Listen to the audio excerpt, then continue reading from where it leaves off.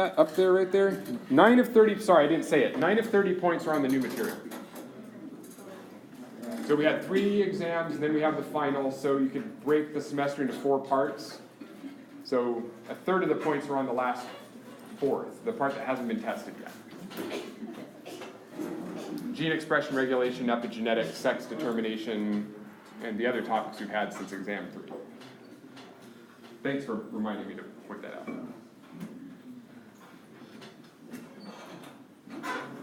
Topic questions, other questions?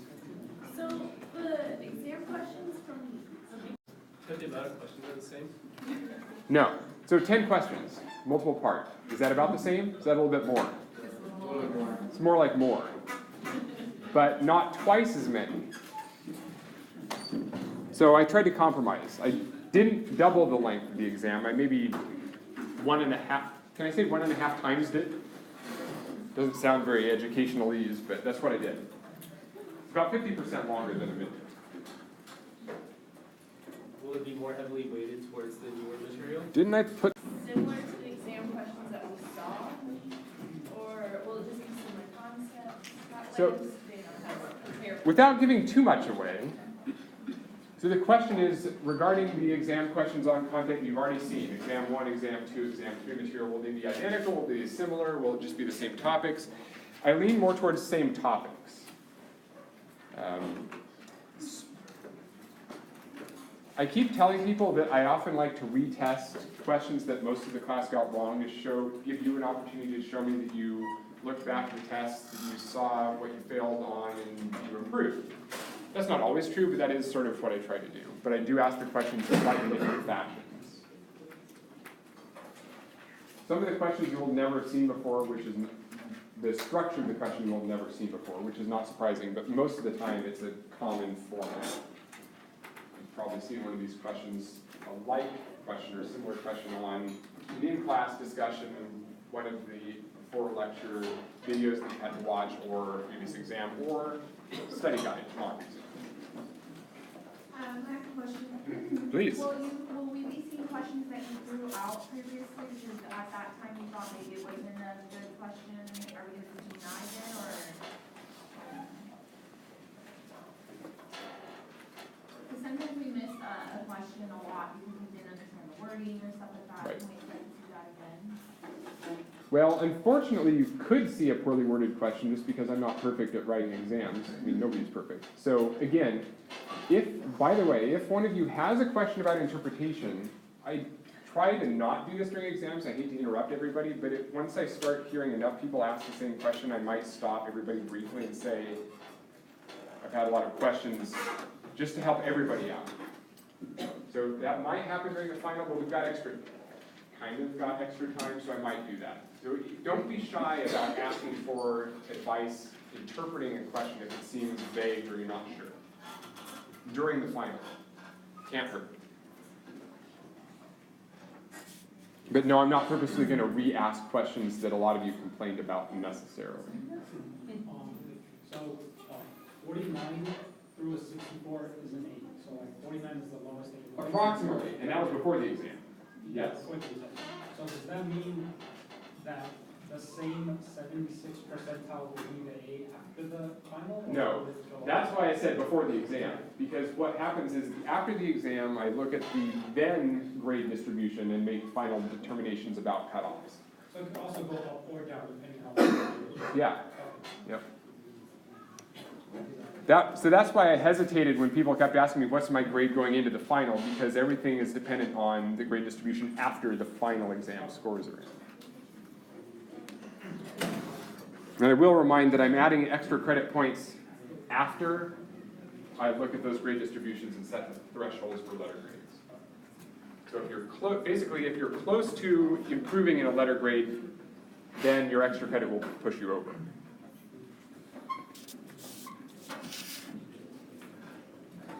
Other questions? Yeah? I'm going to guess, is there going to not be the ability to, let's say, go over the final, because previous exams, the grading could be a little bit iffy? If you have grading questions after the final, I'm going to try to post the grades as soon as possible after we get them graded so that you see them and you have an opportunity to get in touch. I won't be in town after the final, but we can still electronically communicate about that. So I'm going to try to move as quickly as possible so that you can ask questions about concerns. And we will post the key afterwards, like usual, so that you can compare your answers to the key.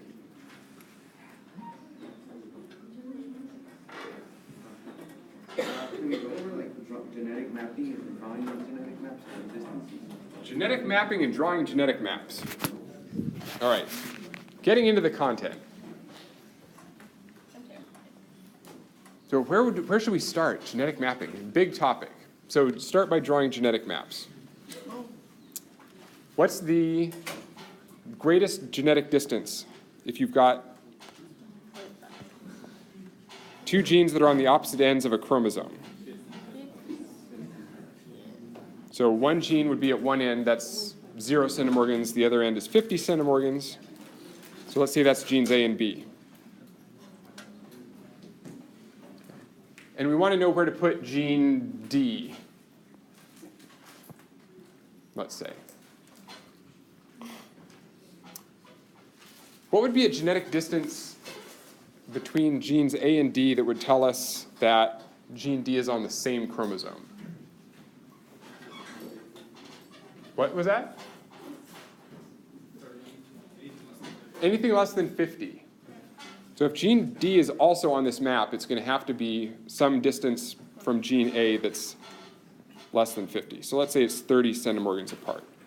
So that would put gene D there, about 30 centimorgans, which would make the D to B distance 20 centimorgans because these distances are additive. So A to D is 30, D to B is 20, 30 plus 20 is 50.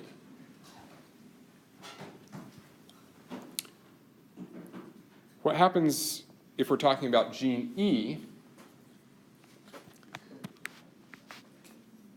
and the A to E and B to E genetic distances are also both 50 centimorgans? What does that mean? It's what? Right, that's the other option for 50 centimorgans. They're either at the opposite ends, the two genes you're mapping are opposite ends of the same chromosome, or they're on different chromosomes. So then we draw a chromosome down here that has gene E on it. And we don't know where on the chromosome yet gene E is. It's just on a separate chromosome. So that makes it 50 centimorgans from A and 50 centimorgans from E. So I saw several hands popping up at some point. So still a question? That was gonna be I was gonna say, what if B was 30 for A to D, but it was like 50 for B to D? Could we assume that B was on a different chromosome at that point? That sounds reasonable. Okay, so that's drawing genetic maps. That's interpreting genetic distances. If it's 50 centimorgans, we're never sure if the genes are at the opposite ends of the same chromosome or on separate chromosomes. Before we get to this step, the question is, how do you get these numbers in the first place?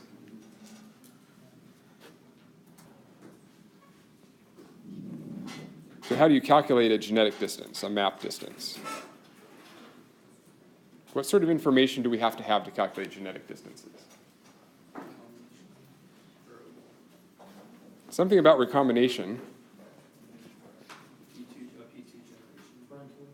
Right, we need some F2 individuals, we need some P0 individuals, we need some F1 individuals. We need to figure out recombination fraction.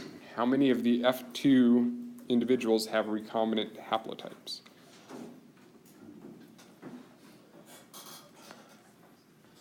So we can make up a cross.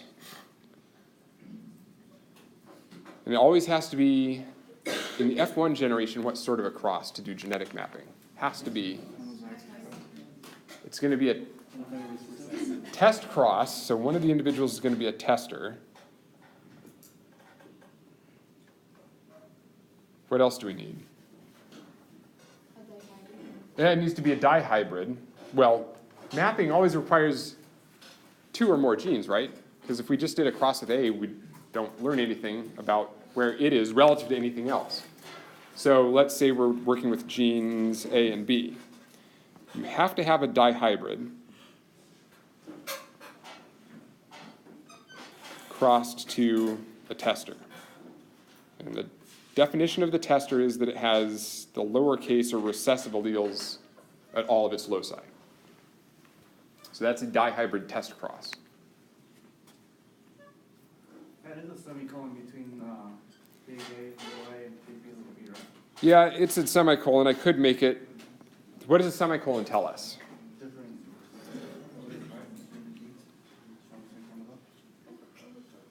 They're on separate chromosomes. So I'm already giving you an answer. What would the genetic distance we should calculate be? If they're on separate chromosomes? 50. Okay, so let's fill the rest of this out to make that consistent with what I've already done. What are the P0 genotypes that you cross together to make that F1 dihybrid? And we need to know this because this is what tells us which haplotypes are parental and which are recombinant. So what else do we want with the big A's? I heard little b's, which means the other parent would have to be little a's and capital B's. That's how we get a capital A and a lowercase a and a capital B and a lowercase b into their offspring. So that makes the parental types capital A with a lowercase b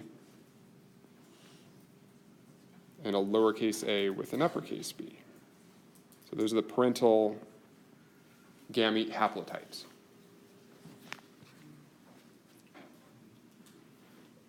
What does that make the recombinant types? The other combinations. So what other combinations don't we have up here already? Capital A with capital B would be a recombinant type.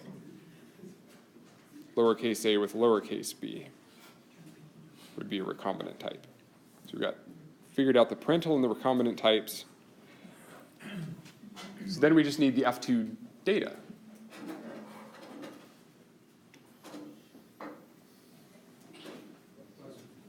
So what are the 4 possible genotypes that come out of this F1 dihybrid test cross? No, those are haplotypes. What are the genotypes that are possible in the F2 generation?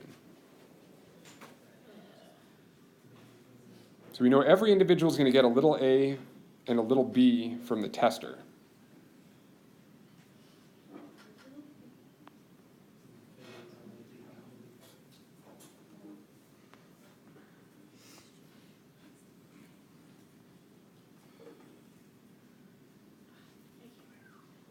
So those all come from the tester.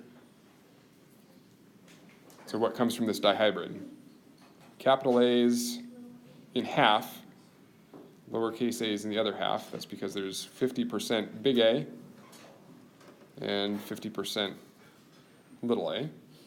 Same is true on the other side. You get capital A's with capital B's, capital A's with lowercase b's, lowercase a's with uppercase b's, and lowercase a's with lowercase b's. 4 different genotypes.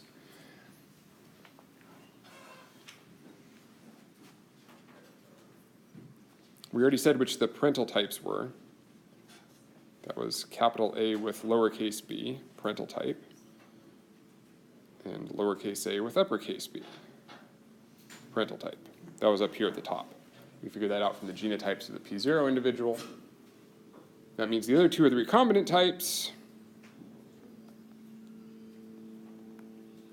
That's the capital B with the capital A and the lowercase a with the lowercase b.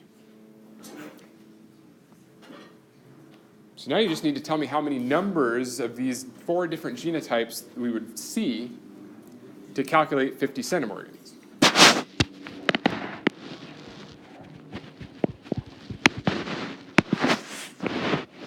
What's the calculation for genetic distance?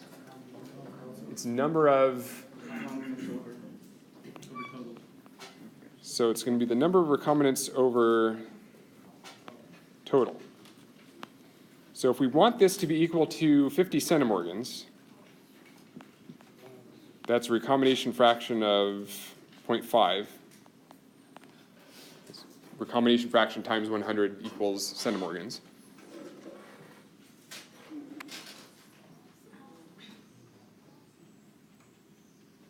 Then what's true about the number of recombinants over total? Let's say somebody give me a number, whole number. 123. Thanks for collaborating on that. Now this is going to work out not quite perfectly. Good. So some of you are thinking ahead, I can tell. How many recombinants would we have to see to calculate 50 centimorgans? Half of the 123 have to be recombinant. So we're going to say,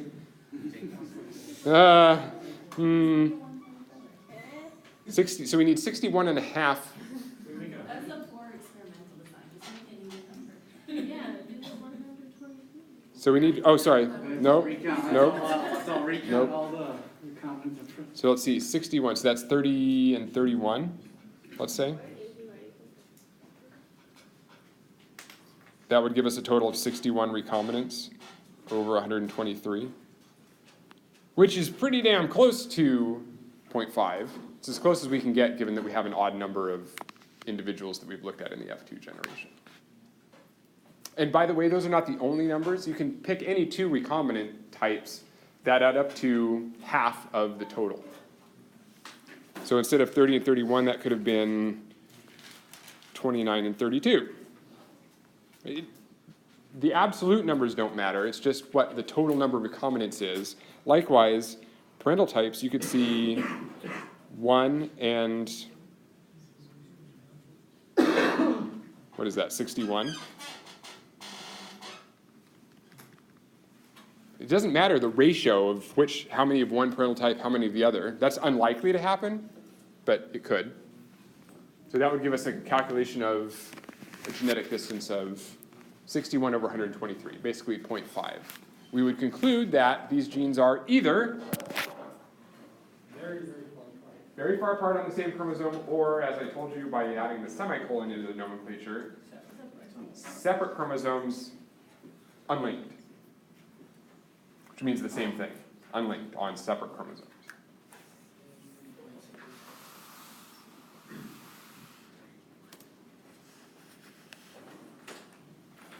And I will not ask you to do any three-point mapping. If you don't know what that means, forget I said anything about it. If you were worried about studying it, don't.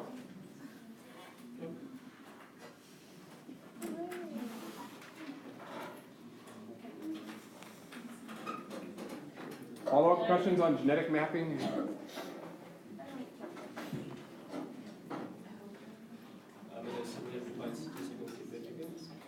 Oh, statistics might show up at some point in the exam. We talked about chi-square analysis a lot. Yeah, that was kind of a big topic. It was a big topic.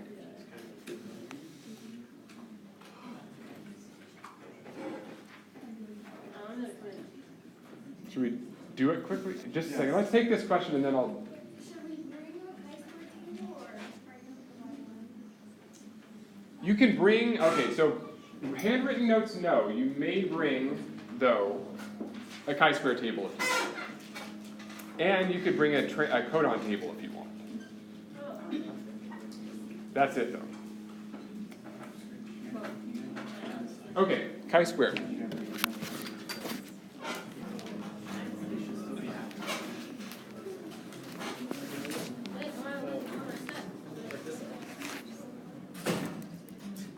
Does anybody have a specific chi-square related question they'd like me to address? Or shall I just make one up and do it off the top of my head? So make one up and see where our weaknesses are. Okay. Make one up. Oh, very kind. Let's see. This is one of my favorite things to do during classes, is to see if there's an uneven distribution of students in the front half of the class and the back half of the class. So not today, because it's a big class and I'm glad all of you turned up to get information on the final.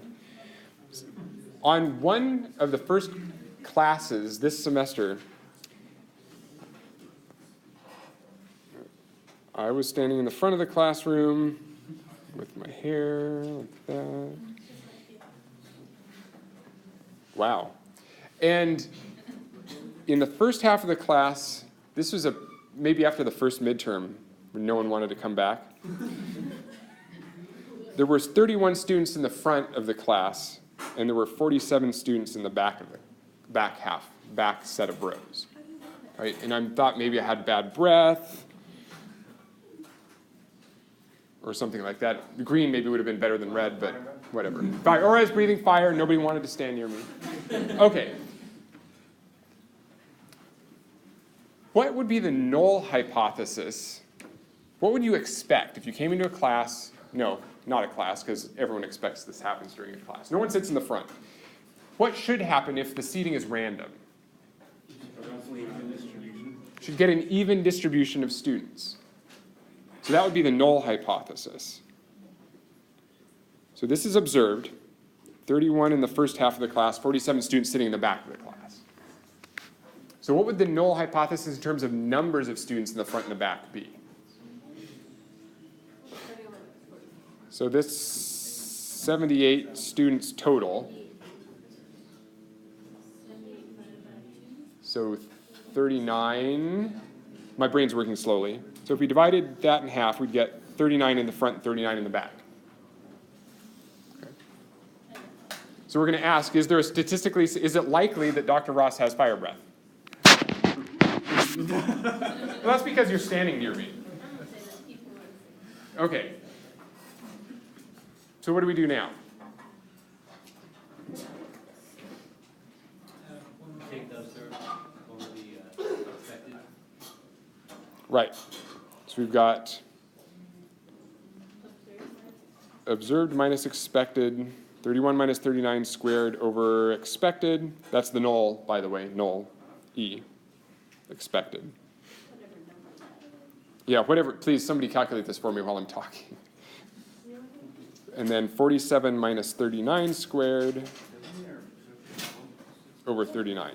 So observed minus expected squared over expected again. And that's going to give us a chi-square value, which is equal to something.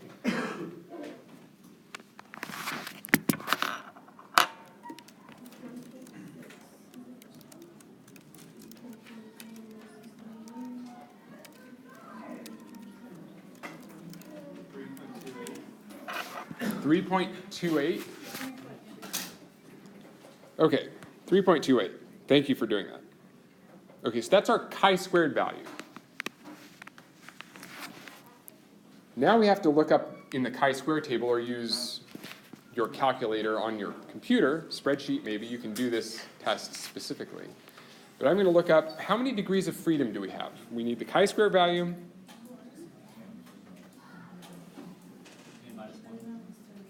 Degrees of freedom is n minus 1, where n is the number of categories, number of groups, front half of the class, back half of the class. So 2 groups minus 1 is 1. So with those two pieces of information together, you look up a p-value in the chi-square table. 3.2 is somewhere between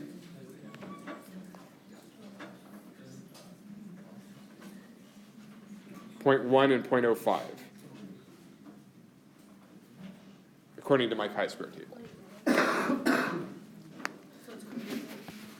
Yeah, it's less than 0.1 and it's greater than 0.05. So what's the interpretation? This will get you half of the credits of the points usually, doing the calculation. But now we have to interpret. What does it mean? So if p is bigger than the null, than 0.05, the null is supported or not rejected. Both mean the same thing. The null hypothesis is supported. What was the null hypothesis? That students are evenly distributed in the class. That was how we got these numbers 39 and 39. Our assumption, our expectation is that students are evenly distributed. 31 and 47 are not different than 39 and 39. In other words, it's chance that there were fewer students sitting in the front of the class than the back of the class when the p-value is greater than 0.05.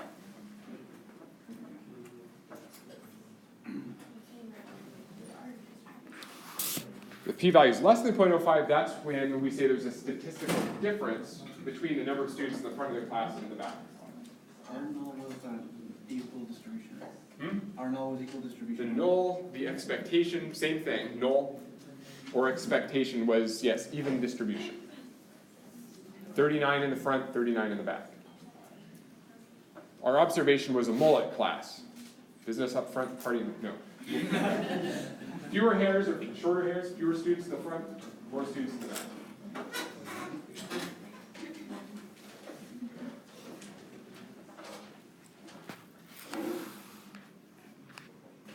In our class, the expectation or the null hypothesis was always based on Mendel's laws, first law, second law. In this case, we're talking about, again, the expectation being based on something we would normally expect, random distribution of students. In Mendel's laws, that's random distributions of alleles into gametes. So, similar process. Dr. Ross? Yeah. So is there a way we can use the chi-square test to see if it's statistically significant that would show up on the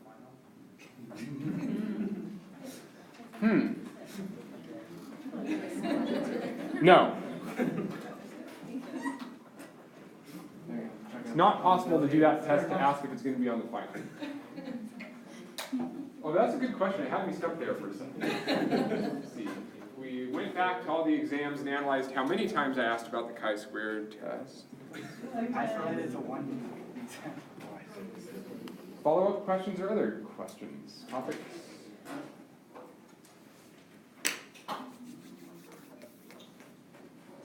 And again, I will be in my office some tomorrow and Friday for consultation. I do have other meetings randomly scheduled, so, but if I'm in my office and you have a question, come knock. If I'm in, I'll open the door. If I'm not in, then I open the door. Can we look at, introns and exons for a minute? Look at introns and exons for 1 minute. All right, here's my 1 minute version of introns and exons. Well, what would you like to know about them? How to recognize them, what they are, all of the above. Like combinations, I guess. Splicing. Their significance. Okay.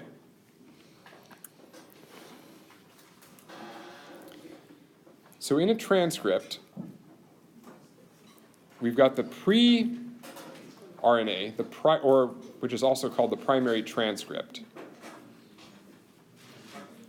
What doesn't this have? We're talking about eukaryotes now because we're talking about messenger RNA molecules. What are the 3 steps to processing primary transcripts?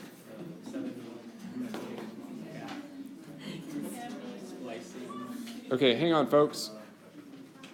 If you're not paying attention, take it outside. Some people might want to hear. Thank you. So, capping, splicing, and adding the poly-A tail. So what we're talking about right now is splicing, one of the steps that turns a pre-messenger RNA into an RNA molecule. The easiest way to tell if splicing has happened is your messenger RNA molecule shorter, like I drew it up here. And that's how scientists discovered introns, was they looked at RNA molecules that were in the nucleus and RNA molecules that got out of the nucleus and saw that the ones that were outside of the nucleus were missing parts. And that was because the process of splicing had cut that primary transcript and taken out parts. So the taken out parts are the introns. Those are parts that get removed during splicing.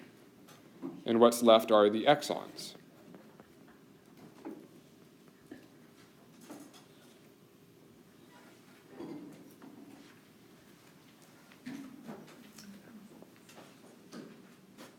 So how does the cell know where the introns are and where the exons are? This is the most important thing for the exam. GU and AG. So So the consensus sequence, which is when you take a lot of introns from a lot of species, from a lot of genes, and you line them all up, they almost always start with a G and a U and end with an A and a G. And also there's an A somewhere in between, but that's kind of harder to, it's in the middle, so we worry about it a little bit less. It has to be there, but generally we won't. So that's how the cellular machinery knows where introns can be. The last thing I want to mention in my now more than 1 minute version of introns is we talked a lot about alternative splicing, and that not every single molecule of RNA gets the same introns removed. So there are cases where some introns get left in and some introns get taken out, some cases where no splicing occurs at all, and some cases where you get all of the introns and all of the exons. So here we've got exon 1, exon 2, exon 3. You might find some RNA molecules that just have exon 1, exon 2, and exon 3. That's fully spliced. All of the possible introns have been taken out. But just as one example, this is not an exhaustive list because I want to be able to answer other questions if we've got time to do that. It's possible that the cell spots that GU, the proteins in the cell, and instead of splicing to that closest AG, instead it says, oh, there's an AG over here, and takes that whole piece, including exon 2, out. That happens.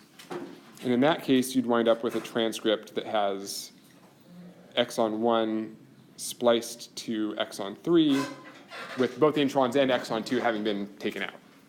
And that happens.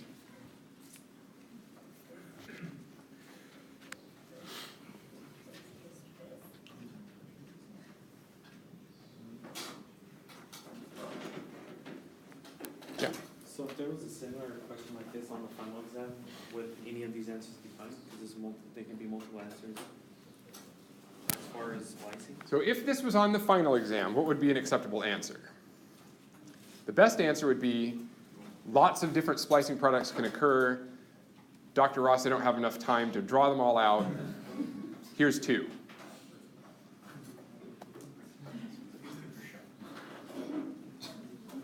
I'm serious, that would be acceptable if this question's on the exam, because the point is alternative splicing is complicated and produces lots of variation. And if it was a complicated messenger RNA I had given you, I wouldn't expect you to draw out every possible. And I would also say that in the question. Maybe draw out 3 possible splice forms or something like that.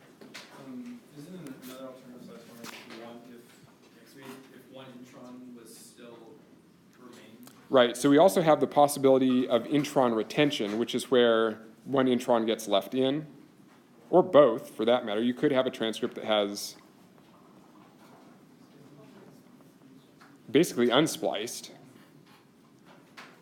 introns 1 and 2 left in, or you could have intron 1 left in and 2 taken out, or the other, intron 2 taken out, 1. What?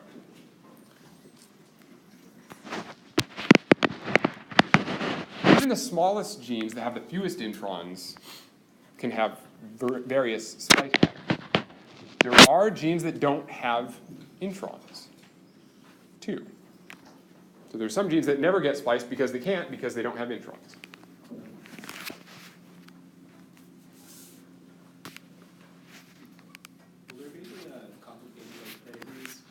Will there be any complicated pedigrees? Not to me. Would it be like the last one?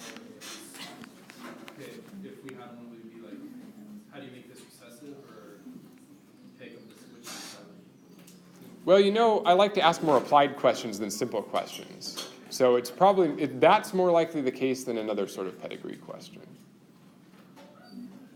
Right? I'm trying to get you to interpret pedigrees. To show me that you understand how inheritance patterns work. Probably not very complicated. Not multiple generation, that is. Not like 7-generation pedigree, that whole thing. Yeah. One Y-linked example. You want Y-linked. You want the Y-linked On the pedigree. exam,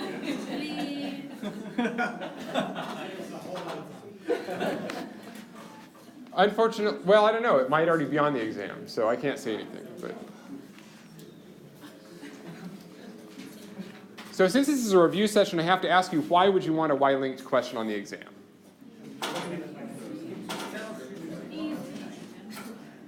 How would I make a difficult Y-linked question?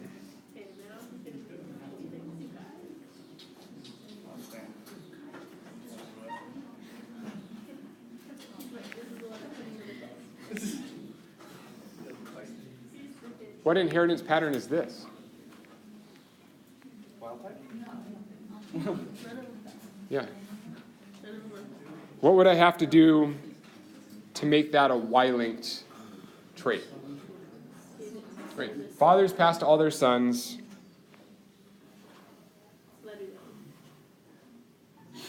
Could that be any other inheritance pattern? What other inheritance patterns could that be?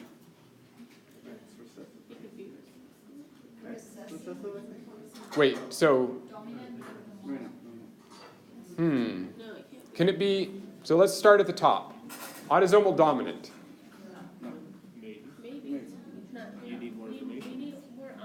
We'd need more offspring. We don't have statistical certainty yet, but it could be autosomal dominant. Right? Dad could be heterozygous. So autosome, there could be one mutant version and one wild type version. So he passes the mutation to one kid, the wild type version to two kids. It's basically 50-50 when you've got 3 kids. Yeah. Couldn't it be also autosomal recessive because we don't have enough children and not to disregard that the mother is Right. a So, carrier yet? so mom could be a carrier, and this could be autosomal recessive.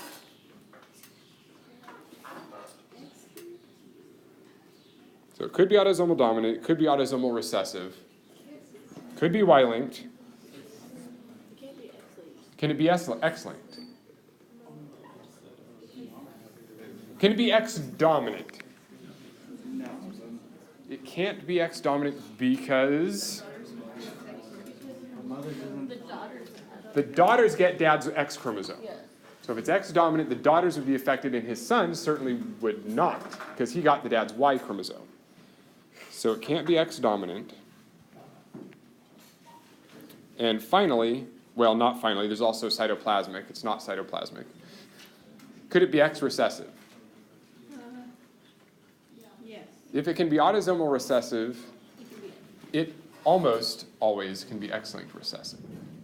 So what has to be true if it's X-linked recessive? Dad would have a mutant X chromosome and a Y, and mom would again have to be a carrier.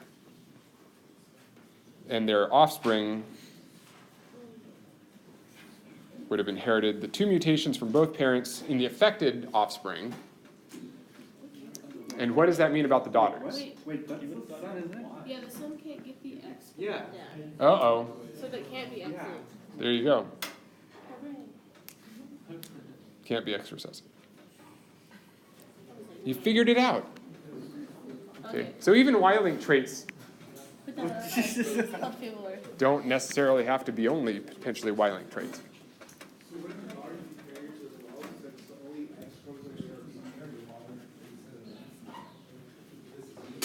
So yeah, if this was X recessive, all of the daughters would be carriers. If.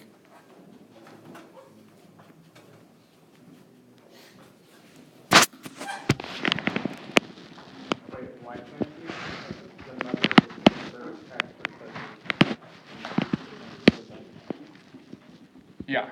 Oh, you're right. Yes, it could be X recessive.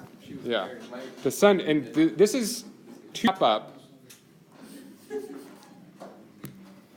You're right. It could be X recessive. The reason why, and this is the easiest thing to overlook because it's the most subtle detail about inheritance patterns, especially sex-linked ones, is that if this is X recessive and you've got a male, what's his genotype if he shows the trait? If this individual's affected. Wild type X or mutant X? It's got to be mutant X if it's X linked. So X minus.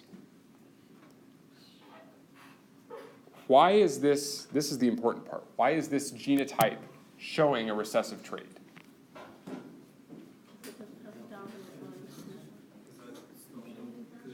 There's no gene on the Y that indicate dominance.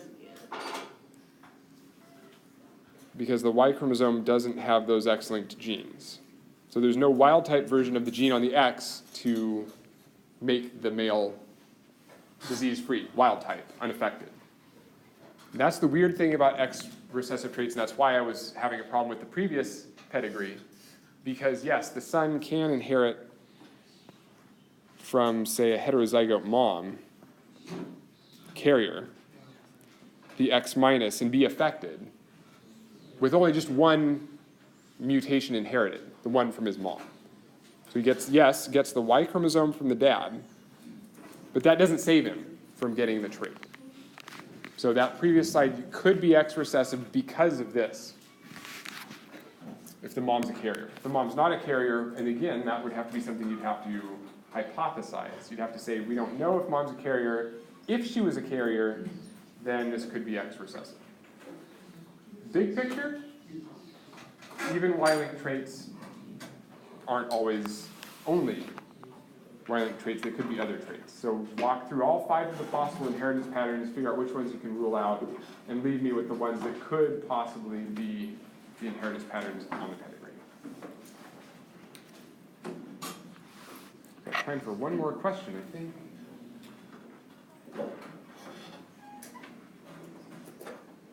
Yeah. Could you really make a polarity of transcription, like how the RNA moves and to which polarity does it end at the mRNA? So, RNA trans and polarity.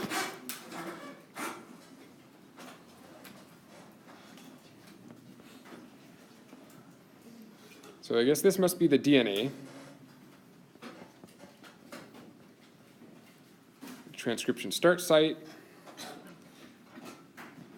RNA polymerase is the thing that's going to do the transcription and produce the transcript. What orientation does any nucleic acid polymerase, DNA during DNA replication, or RNA polymerase during transcription, what direction does DNA get synthesized, or RNA? You start at which end? Right. 5' to 3' synthesis. So if that's true, if RNA polymerase is going to make a transcript, and that end is going to be 5', that's the first nucleotide that RNA polymerase synthesizes, the 5' most nucleotide in the RNA molecule. Which of the 2 strands of DNA, top or bottom, is it reading? Is it matching that nucleotide to? Bottom. That nucleotide that's the 5' most RNA nucleotide is going to be base paired with the bottom nucleotide there. So what RNA polymerase is doing is it's reading the bottom strand as it moves from left to right, synthesizing the RNA. Which direction on the DNA is the enzyme moving? Along the strand it's reading, it's going from 3' to 5'. So it reads in the reverse orientation that it synthesizes. It reads our DNA from 3' to 5' as it synthesizes the RNA from 5' to 3'.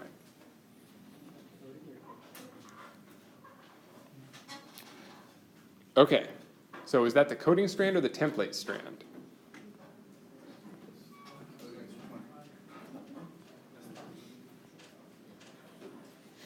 The template strand is the one that actually has the base pairing of the RNA nucleotide with the template strand happening.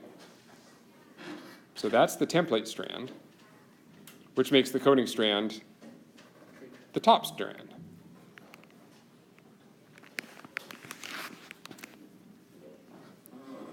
And finally, to conclude the conclusion, the coding strand has the same sequence as the RNA molecule, but U's instead of T's.